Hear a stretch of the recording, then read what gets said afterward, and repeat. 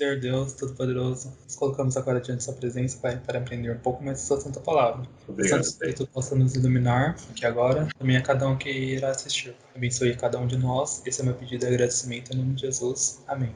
Amém. Então, livro Interpretando as Escrituras, da Casa Publicadora Brasileira. Você pode participar conosco pelo WhatsApp, pelo Telegram, pelo Spotify. Também tem um blog clamandonodeserto.com.br. Esteja sempre bem-vindo. Então, no século XVII lançam dúvidas sobre a crença comum de cerca de 40 autores para a Bíblia. Moisés, o Pentateuco, o livro de Jó e Salmo 90.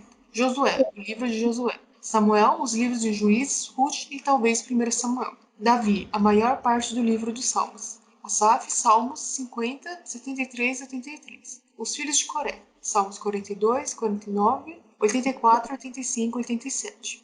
Emã, Salmo 88. Etã, Salmo 89. Salomão, Salmo 72 e 127. E a maior parte de Provérbios, Eclesiastes e Cantares. Agur, Provérbios 30. Lemuel, Provérbios 31. Os 4 profetas maiores, Isaías, Jeremias, Ezequiel e Daniel.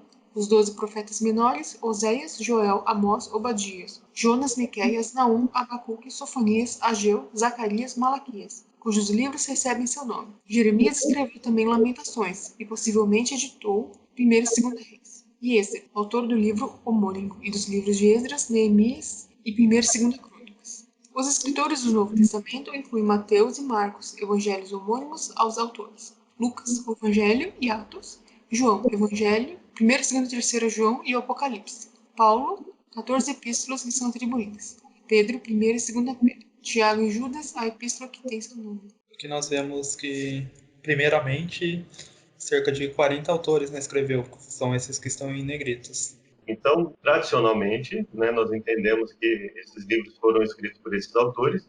Existe aí talvez uma discussão, por exemplo, quando se diz Salmo de Davi, se ele teria sido efetivamente o autor, ou ele só compilou, mas acreditamos que, inclusive quando ele fala de si mesmo, principalmente, a gente percebe que é Davi falando. Moisés teria sido o escritor do Pentateuco, o livro de Jó, que alguns colocam inclusive como tendo sido anterior, o primeiro livro, Salmo 90. Então, nós temos essas autorias e alguns questionam essas autorias, geralmente no intuito de dizer que os livros foram escritos muito depois e que alguém, por exemplo, poderia ter se utilizado do nome de alguém famoso para ter a aceitação dos livros, Então, nós acreditamos na crença tradicional, acreditamos que existe bastante evidência a favor dela, da autoria tradicional dos autores bíblicos, e principalmente acreditamos no poder de transformação que a Bíblia oferece, Então, alguns deles tentam até desviar a questão para a autoria no sentido de desviar o foco ou tentar dizer que não existiam aqueles livros antes de determinada época e alguma coisa nesse sentido. Alguns dizem que muitos judeus não conheciam os escritos de Moisés, então existe uma série de questionamentos que muitas vezes eles trazem uma certa tribulação, mas que não mudam o conteúdo da Bíblia, E nós acreditamos nessa autoria, e mais que isso, nós acreditamos que, por exemplo, dizer que foi o próprio Daniel que escreveu o livro de Daniel numa época bem anterior ao que ele relata, dá muita força profética ao livro. Aí, quando eles, por exemplo, eles pegam o livro de Daniel e dizem que foi escrito depois dos eventos, eles dizem basicamente que os autores mentiram, escreveram uma história ali fictícia, ou mentiram deliberadamente, para que as pessoas acreditassem que se tratasse de um livro profético. Então, geralmente é no sentido de não só desviar a atenção, mas de desacreditar, lançar em descrédito o conteúdo bíblico, Embora a crítica moderna questione a autenticidade de muitas dessas reivindicações, há sólida evidência a favor da concepção tradicional. O testemunho que a Bíblia dá a respeito de sua autoria pode ser sintetizado em 2 Timóteo 3, 16 e 17. Toda escritura é inspirada por Deus e útil para o ensino, para a repreensão, para a correção, para a educação na justiça, a fim de que o homem de Deus seja perfeito e perfeitamente habilitado para toda boa obra. A expressão inspirada por Deus, theopneustos, significa literalmente soprada por Deus. Para Paulo, cânon também inclui os escritos sagrados do Novo Testamento. A forma como o apóstolo utiliza a palavra escritura, escritos, em sua primeira epístola a Timóteo 5,18, aponta nessa direção. Ele introduz ali 2 citações com a expressão a escritura declara, uma de Deuteronômio 25,4 no Antigo Testamento e outra das palavras de Jesus, registradas em Lucas 10,7. Paulo emprega, portanto, o termo escritura para referir-se tanto ao Antigo Testamento quanto ao Novo Testamento, como escritos inspirados, sagrados e autorizados. Interessante ver aqui, principalmente essa parte do grito, fala de theopneustos, Significa que é soprada por Deus. Ou seja, aqui nós começamos a ver que a origem da Bíblia não é somente autoria humana, né? Mas tem algo a mais que a autoria humana, que é essa inspiração ou esse sopro, né, literalmente falando. Esse sopro que Deus faz para esses autores humanos poderem escrever. Verdade. E importante assim que Paulo, quando ele fala toda a escritura é inspirada por Deus e útil para ensino, ele está dizendo assim, olha, eu estudei as escrituras, né? Estudei, no caso da escritura aqui está no singular, mas ele está falando no sentido amplo, né? No sentido exemplificativo e não taxativo. É só uma determinada escritura, né?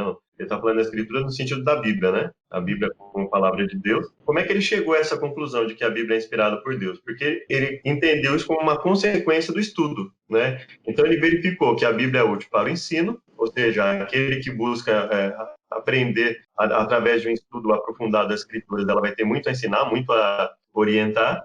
Repreensão, então, para que o homem tenha um freio, né, para repreensão e correção, ou seja, para que nós possamos entender no que estamos errados e nos corrigir. Para a educação na justiça, ou seja, para que nós entendamos o que é a justiça de Deus efetivamente, para que o homem de Deus seja perfeito e perfeitamente habilitado para toda boa obra. Então, ele está dizendo o quê? A Bíblia ela é inspirada por quê? Porque ela tem uma utilidade ampla, tanto em moldar a nossa mente, nossos pensamentos, nossas palavras, como também para moldar nossas ações, né? Então ele fala, ensino, repreensão. O ensino e a repreensão, eles são coisas que começam teoricamente, né? Quando você lê as escrituras, isso está vindo como uma teoria para você, através das práticas ali colocadas, através dos conselhos, né? Então ele vem, vai moldando a nossa mente, aí entra a correção, que começa na mente e passa pelo corpo, né? Passa pelas atitudes, né? Começa com o pensamento, e isso molda nossas palavras, nossas ações. E aí ele fala, para que o homem seja habilitado para toda boa obra. Então, pelo estudo e vivência das Escrituras, não existe nenhuma obra de bondade, que nós não possamos pelo poder de Deus. Ou seja, nós podemos obedecer a tudo que está escrito ali. Não quer dizer que Deus nos obrigue a, você só vai ser salvo se você ser perfeito. Mas ele está dizendo, olha, o poder existe. Né? Não existe tentação que nós não possamos suportar, né? Junto com a aprovação, ele provê o escape. Então, Deus nos capacita. Ou seja, ele fala, a palavra aliada ao poder de Deus, ela pode nos transformar constante e gradativamente, né? Depende do nós queremos. E por isso ele fala, por isso que ela é inspirada, porque ela tem um poder de transformação que, por mais que nós respeitemos os outros livros que tenham essa função espiritual, dificilmente nós encontramos um livro que vai ser tão objetivo, assim como a Bíblia, em falar o que é certo, o que é errado, e se comprometer, né, a autores que dão a cara a tapa dizendo, olha, isso é certo, isso é errado. A maioria coloca de forma muitas vezes vaga, né? Comparando as epístolas paulinas com as demais escrituras, Pedro dá a entender que as cartas de Paulo também fazem parte da Bíblia. A Bíblia foi escrita em 3 línguas, hebraico, aramaico e grego, porque nunca jamais qualquer profecia foi dada por vontade humana. Entretanto, homens santos falaram da parte de Deus, movidos pelo Espírito Santo. O profeta não introduz o texto às próprias ideias. A profecia não provém de telema, iniciativa, impulso, vontade do agente humano. Profetas que falaram à medida que eram movidos, guiados, dirigidos pelo Espírito Santo. Como se chegou à conclusão de que nós poderíamos ter um complemento ao que já havia sido escrito, né? Por exemplo, chegou de Gênesis a Malaquias, e a partir dali? Bom, se a partir dali continuou existindo o dom de profecia, que significa edificar, exortar, corrigir, aconselhar, não é? Então eles perceberam que Deus continuou inspirando e havia uma mensagem diferenciada, né? Como é que eles iriam falar de Jesus? Como é que eles iriam manter vivo, assim como eles mantiveram vivo pelo escrito, todo o escrito de Gênesis a Malaquias? Como é que eles iriam manter viva essa questão de Jesus, o sacrifício dele substituindo o sacrifício de animais, as correções que ele fez a determinados pensamentos judaicos? Como é que faria isso? Então eles perceberam que seria necessário continuar não só falando, mas escrevendo a respeito, né? E aí Pedro compara as escrituras paulinas com as demais escrituras. Todos eles, ao escreverem os seus escritos, eles colocam de uma forma que nós, por exemplo, os evangelhos a gente não precisa nem falar, né?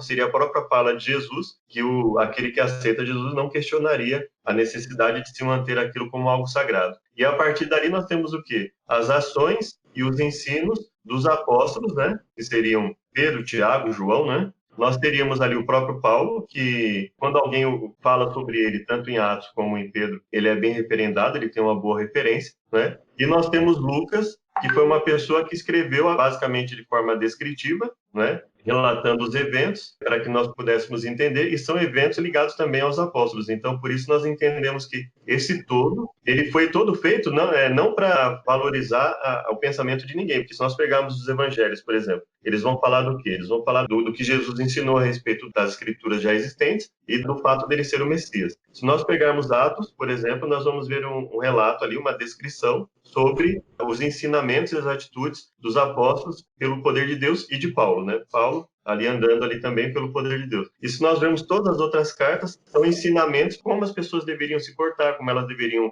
agir em relação à vida cristã, né? E o que é a graça, o que é a necessidade de obediência. Então, por isso que nós enxergamos tudo isso como Deus guiando e não uma iniciativa do agente humano, né? As escrituras dependeram, em algumas situações, de pesquisa humana. Às vezes, compartilharam experiências de vida, apresentam diferenças de estilo e oferecem diferentes perspectivas sobre a mesma verdade ou acontecimento. No entanto, mediante a inspiração, o Espírito Santo influenciou os escritores bíblicos, guiando-lhes a mente no que deviam falar e escrever. Salvo raras exceções, a Bíblia não foi verbalmente ditada por Deus. Jesus e os apóstolos fundamentam argumentos teológicos em torno de uma palavra decisiva ou até mesmo de uma forma gramatical do Antigo Testamento. Jesus apela para o Salmo 82:6 e para o termo específico deuses. A Escritura não pode falhar. Argumento contra os fariseus baseado-se na confiabilidade de uma única palavra, Senhor, extraída do Salmo 110. Sobre esse ponto, nós podemos fazer até um vídeo posteriormente entre inspiração verbal e a inspiração de pensamentos. E aqui nós vemos que, e salvo raras exceções, a Bíblia não foi verbalmente ditada por Deus. Ou seja, a Bíblia não reflete exatamente as palavras de Deus. Ou seja, ela tem a forma de falar do autor, tanto a forma quanto o tempo que ele viveu, o ambiente que ele estava, tudo isso vai estar no texto que ele escreveu. Diferente se fosse exatamente ditada por Deus, acredito que nós veríamos um padrão durante toda a Bíblia sobre palavras, sobre esses termos, todas essas coisas provavelmente seria padronizado, né? Verdade. E aí nós vemos assim que, e mesmo quando Deus dita alguma coisa para os profetas, né, geralmente ele fala numa linguagem compreensível para o momento, por exemplo, né? Ele fala uma linguagem ali que as pessoas pudessem entender. E aí ele fala, né, fundamentos e argumentos teológicos em torno de uma palavra decisiva ou de uma forma gramatical do Antigo Testamento. Sem entrar aqui no mérito, né, da questão de deuses, né, quais seriam as consequências desse texto. O que nós vemos aqui é que, assim, o autor desse capítulo ele está tentando enfatizar justamente o que ele falou lá atrás, né, que, olha, Deus não ditou, mas ele sempre coordenou de modo que os que fossem escritos depois nunca entrassem em contradição com o que foi escrito antes. Né? Seria basicamente sempre o que existiu antes foi a base para o que passou a existir depois. Né? Isso. Esse é um ponto interessante também, né? Nós vemos que, apesar de não foi verbalmente ditado por Deus, mas tem o dedo dele, né, digamos assim. Verdade. Para que as escrituras posteriores não viessem contradizer, né, as que vieram anteriormente. Verdade. Fazendo uma síntese das mensagens proféticas enviadas a Israel, 2 Reis 21:10 registra: Então o Senhor falou por intermédio dos profetas, seus servos. E 2 Crônicas 36:15-16 acrescenta: O Senhor, o Deus dos seus antepassados, advertiu-os várias vezes por meio de seus mensageiros. Mas eles zombaram dos mensageiros de Deus, desprezaram as palavras dele e expuseram ao ridículo os seus profetas. Por exemplo, em Hebreus 1, do 5 ao 13, afirma-se que 7 citações do Antigo Testamento foram pronunciadas por Deus. Embora as passagens citadas nem sempre atribuam de forma específica essas declarações diretamente a Deus, igualmente Romanos 9:17 e Gálatas 3:8 revelam estrita equiparação entre Escritura e Palavra de Deus. E aí ele basicamente finaliza o raciocínio dele, né, dizendo que, olha, apesar disso não ter sido ditado, né, verbalmente, palavra por palavra por Deus, isso é entendido como palavra de Deus porque continha os princípios de Deus, a vontade de Deus estava expressa ali, e Deus permitiu que fosse escrito dessa forma porque não feriu nenhum dos seus ensinos, nenhum dos seus conceitos que ele estabeleceu, né. Então, com isso nós encerramos o capítulo 1 do livro Interpretando as Escrituras, que Deus possa nos ajudar. Obrigado, Deus, por mais um sábado na tua presença, que o Senhor nos auxilie, e tudo que fizermos seja para a tua honra e glória, Pai. Obrigado por esse estudo e continue nos abençoando nos próximos também. Nós imploramos em nome de Jesus. Amém. Amém.